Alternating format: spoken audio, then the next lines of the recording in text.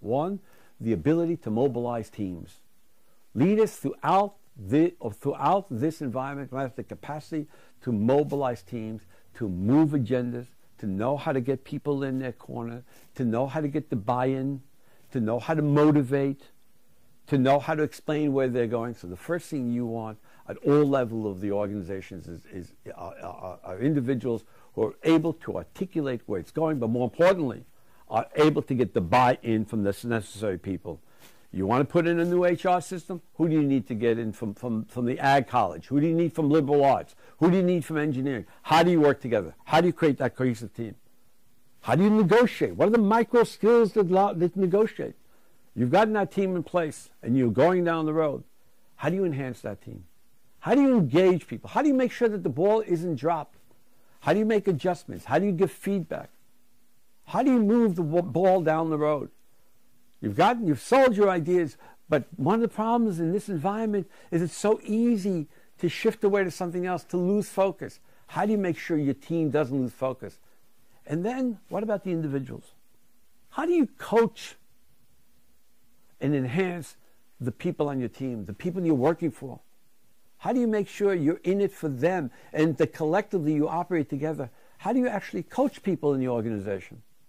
So when you ask me what's necessary, I maintain it's a series of micro skills based on the need to create change. And that means the ability to mobilize, negotiate, and get people moving around an agenda, to get that buy-in, to create that sense of team.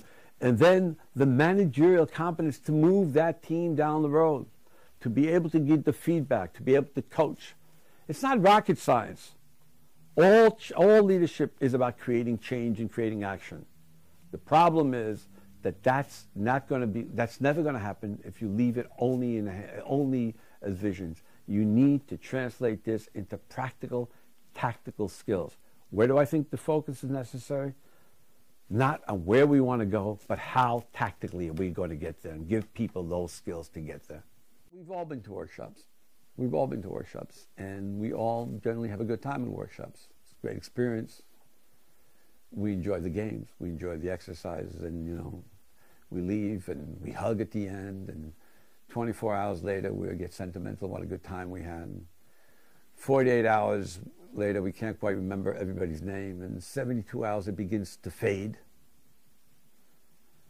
I want to make sure that when you leave one of our workshops, when the impressions fade, you still have a collection of skills to fall back on.